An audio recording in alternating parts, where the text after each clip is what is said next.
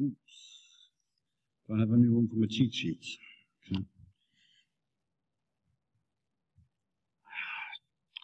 My name is Bernd Neuenkirchen. I'm from CNF International.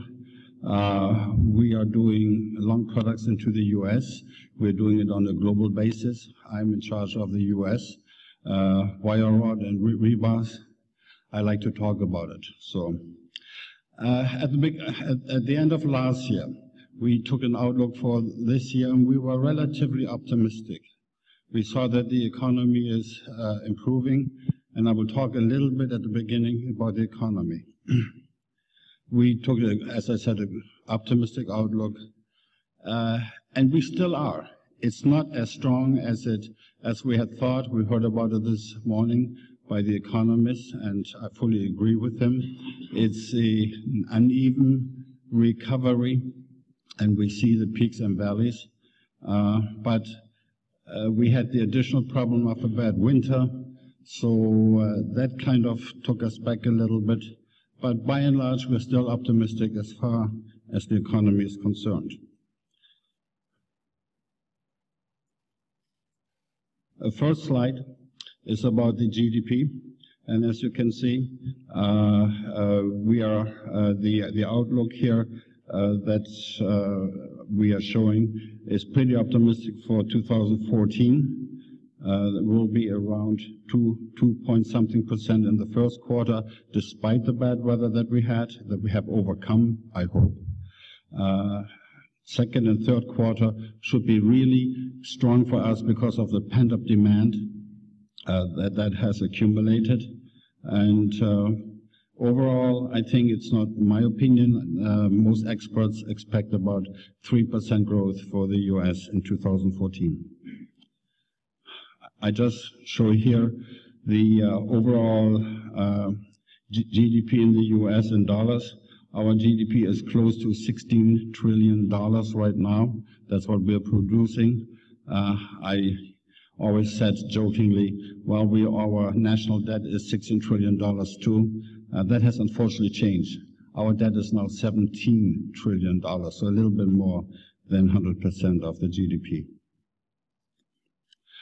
We do look, as most people, at the Purchasing Managers Index.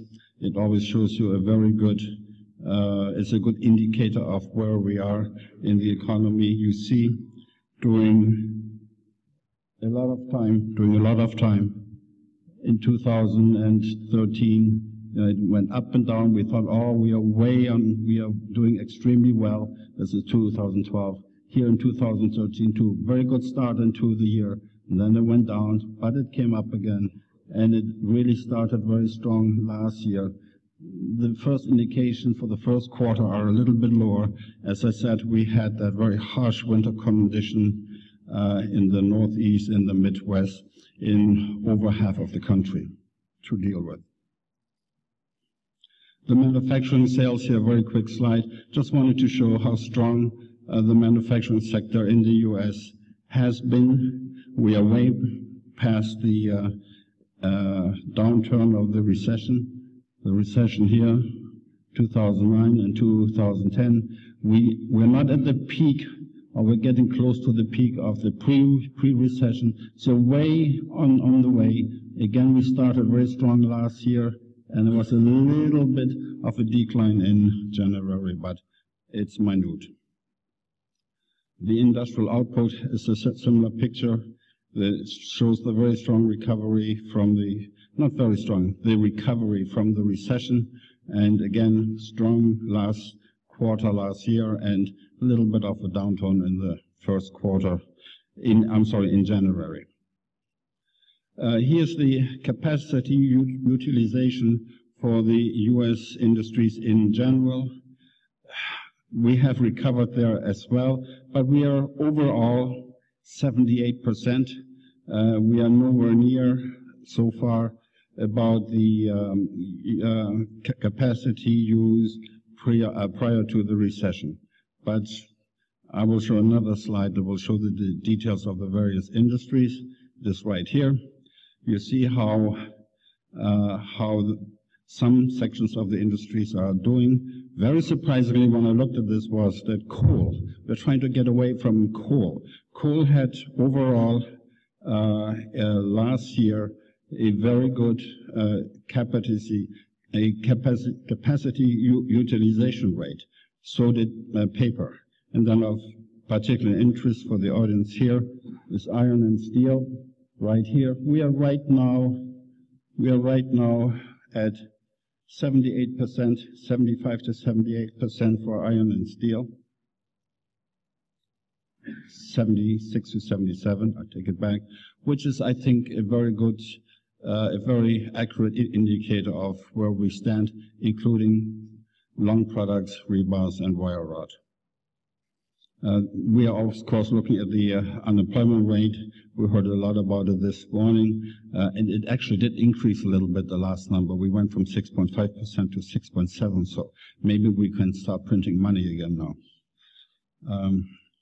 This is the consumer confidence by the conference board, and again, it has improved. It's not where it's supposed to be, but it's a lot better than it used to be. So are we happy with around of an index of 80? No, we were used to 110, but it's a lot better than the 30 or 35 we had during the recession.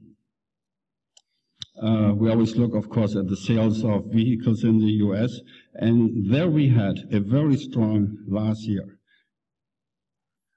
And in November, we almost reached the record numbers of 2007. I mean, it was almost even. We sold over 60 million tons of cars again. That, in general, is a good indicator. It's good for the steel industry. Of course, we have to take a few cars off because we have heard about the big recall of General Motors that recalled close to 1 million cars because they had some airbag problems there. So maybe we were building them a little bit too fast. I personally like to look at housing. I like to draw attention to this line. In annual number of 1.2 million units is supposed to be a healthy economy. We are not there yet. We are getting closer.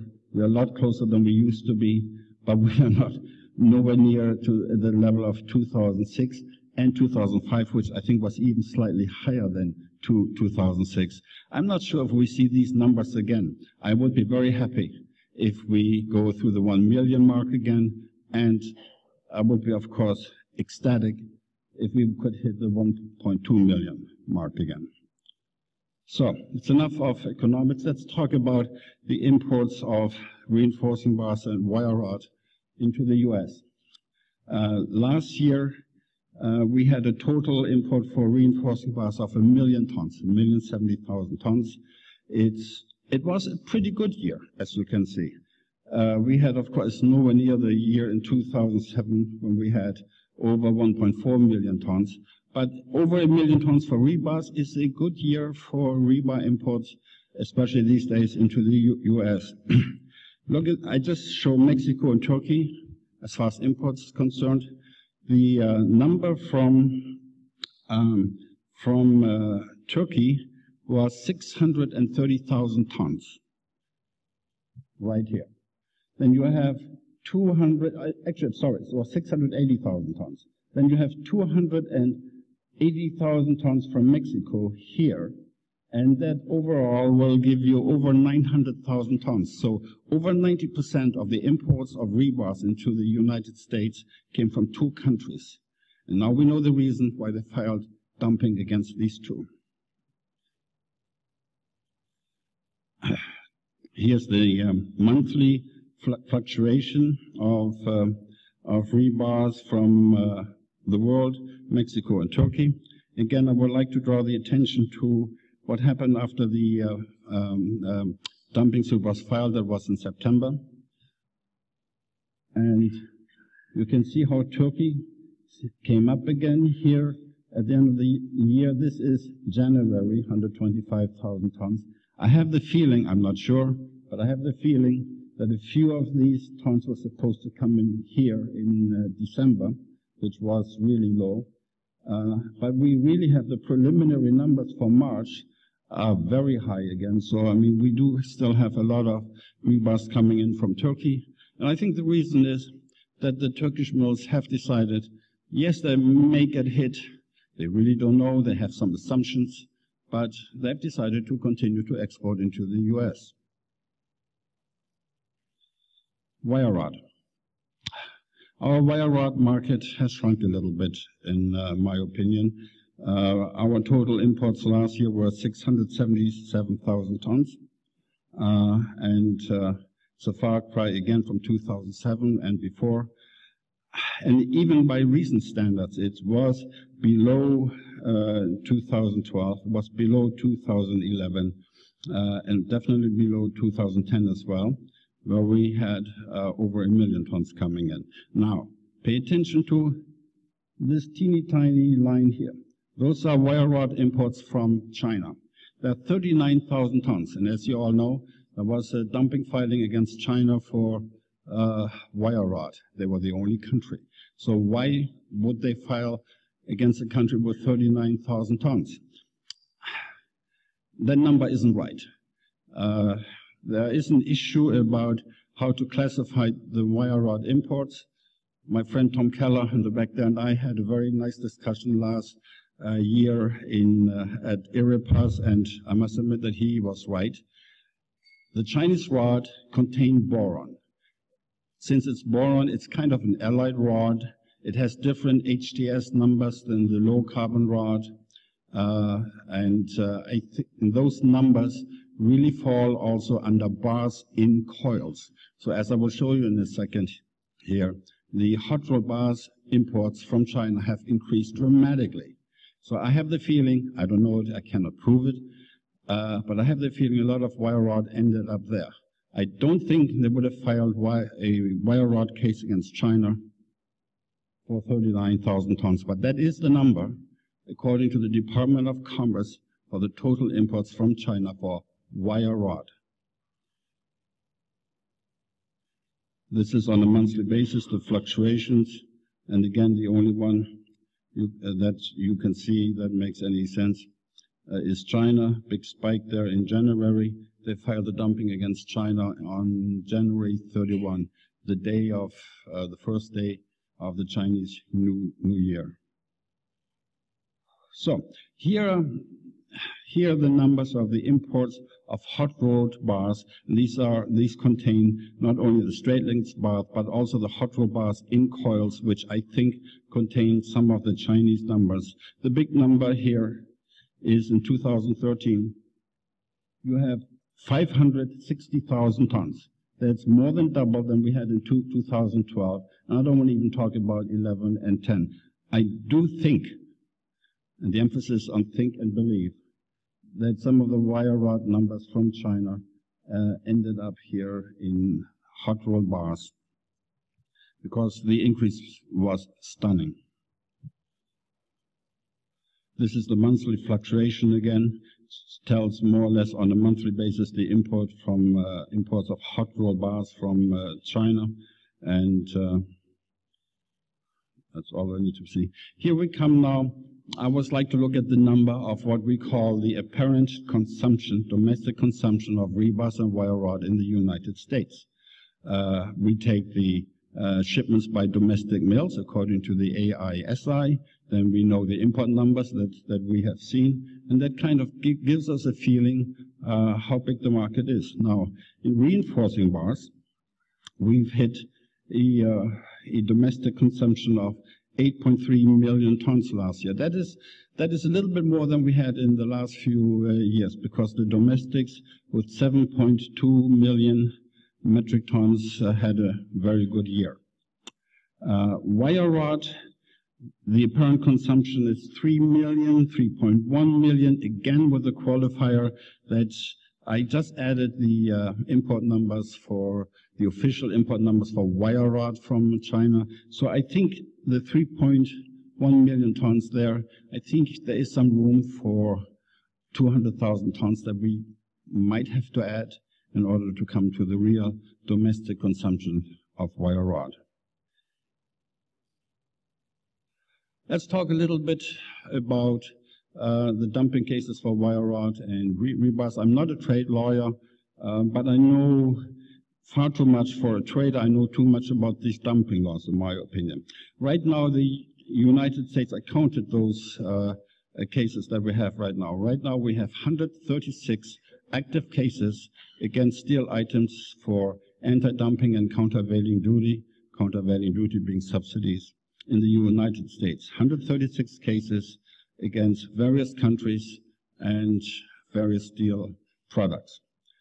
32 countries are affected, and the #1 country that is affected, to nobody's surprise, is China with 21. We have Japan, we have Taiwan, we have Korea, we have India. So those are the countries that have the most cases against them.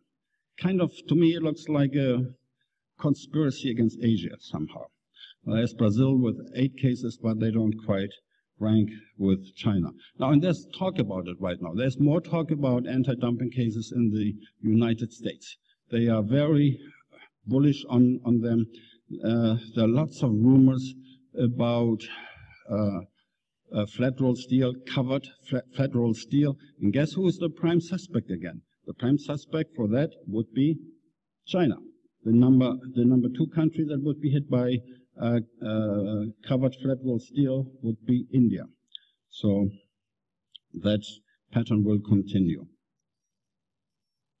Here I list the countries that are affected, who are under active dumping orders right now in reinforcing bars. We have very old cases, but they don't go away. Every 5 years there's a sunset review, and then they come up with a decision that if they let these people in again, it would just lead to dumping again. So, and then they extend it another 5 years. Belarus, China has rebars. We haven't had rebars in China for quite some time, and you see in all the countries there. Underneath, I put the 2 ongoing cases against Mexico and against Turkey. We had a decision right now. I mean, the anti-dumping investigation is going on. We had a preliminary decision on countervailing duties last month. It was negative for the Turkish mills. There's no countervailing allegation, by the way, against Mexico. So the decision against Turkey was negative. Either it was outright negative or it was so small, it was a de minimis decision. The preliminary dumping decision, that's a big date, in my opinion, will be April 18th, when the preliminary dumping decision against Turkey will be announced, and the final countervailing duty decision against Turkey as well. Mexico, of course, the anti-dumping decision will be on April 18th as well. And again, I hear, even here or from my colleagues and partners in Turkey, I hear all kinds of rumors. I think it's very hard to predict what the margins will be, but I do put some, whatever I hear from various mills in Turkey, I put some credence to it, because they've been through it 4 times now in the last 10 years. They know the drill, and I think they have a pretty good idea what they will be hit with. And I don't want to mention those numbers that I heard because they're rumors, so please don't ask me. And carbon steel wire rod, bunch of cases here. We have, Brazil has had it forever and ever. I think Brazil got hit in 2002. In Indonesia, probably even earlier than that. So same for Moldova and the Ukraine. So we have that. The ongoing case is China. It's a current investigation. It's very new. We only had a preliminary injury determination by the ITC, so it means the investigation will go on. We will hear the first kind of preliminary duties, CVD, I believe in July. So let me quick word about critical circumstances, because the domestic mills have filed critical circumstances for rebars against Mexico and Turkey in both cases. Critical circumstances here are supposed to come up with a 2 periods of investigations. In a perfect world, it should be 1. The base period is before the filing, and then the comparison period is after the filing. And if you have a surge of 15% or more, you can ask for filing for critical circumstances. That means that the any kind of duty of anti-dumping duty or CVD duty that is announced will be pushed back 90 days prior to the announcement of the preliminary CVD ruling. That's big, because if you get caught in that, that could be quite dramatic for the importer of records. Now, the first filing, that's so interesting, against Turkey, they use as a base period December 2012 to April 2013, compared it to May 2013 to September 2013, which is highly unusual in my opinion, because they use as the comparison period even the period from before the actual filing. It can be done, and the reasoning for that is that the importer should really have known that something is up. There are rumors, there are trade publications, they talk about it. They should have known that imports are coming in, so they knew it, and they just brought in a whole bunch of things to avoid the penalties. Now, in that original filing, the difference was, or the surge was, the alleged surge was only 15.39%, which is not a lot. Since then, the petitioners have amended it, and they have added October 2013 to the comparison period. But by doing that, you also have to add a month to the base period, and that would be November 2012. They have done it. Now they're alleging a margin of 25.7%, a bit more dramatic than the margin that they had come up with in the first place. Now, I look at the numbers. I may have the wrong information here. I look at the numbers. In my opinion, the margin went down because November 2012, from the number that I looked at, that we got from our trade lawyer, was a huge month of imports for Turkish reinforcing bars. We had 59,000 metric ton. The petitioners must have different numbers. I give them the benefit of the doubt at this point that they know what they're talking about, but I will continue to investigate that and point out to people that if you take the amended 2 period of investigations, that actually the margin, the surge is less than 15%. So you see the numbers there for Mexico as well, not quite as dramatic, around 20%. And Department of Commerce has a tendency to grant critical circumstances, and everybody gets very excited then. The International Trade Commission, who has to give the final confirmation, the final ruling on these things, they have different standards. Their criteria are a lot higher. And we haven't had a critical circumstances case in steel in probably 10 years or so. So it's very hard to get it through the ITC, but the DOC does rule in favor of it. And unfortunately, there was another change in the rules in the past. The importer of record could just post a bond and everything is fine until the final ruling. Now you have to pay straight away. And when the final ruling is negative, you'll get it back. But it's just another point of harassment for the importers, in my opinion. So that was my quick case here. I didn't want to make it quite so long. It was only rebars and wire rod. I hope that you liked it, and if there's any question, I'm open to it. Thank you very much.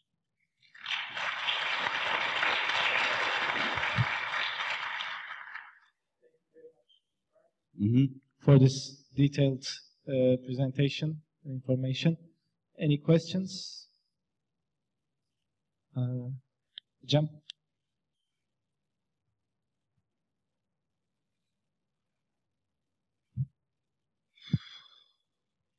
Hi, I am Ecem from SteelOrbis.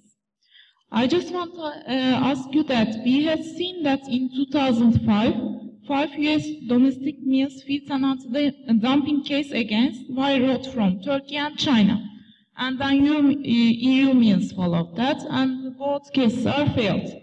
And then this year we are seeing that US again filed an anti-dumping case against China, and the Turkish mills start to be active in the US wire rod market. What do you think about this, the conclusion of such investigation? Are they, these US mills may also apply for anti-dumping action against Turkish exports too, like the last years? Mm-hmm. What's your expectation? I just want to ask that. Thank you very much. Okay. If I understood you right, then no, there is no dumping against Turkey. Turkey, everybody thought that they would hit Turkey too, but Turkey had, I believe, only 26,000 tons of wire rod coming in 2013. So it really was not enough really to make a credible case of anti-dumping them. They hit China again because, as I said, I think they had an awful lot of wire rod. I know they had an awful lot of wire rod coming in, more than 39,000 tons that the DOC shows in their numbers there. But no, they will not hit Turkey. They have not hit Turkey. They can always go back to other countries, yes, but I don't expect that. Thank you very much. Mm-hmm. Thanks. Any other questions for Bernd? All right. I guess no more questions. So. Thanks a lot, Bernd. Thank you very much.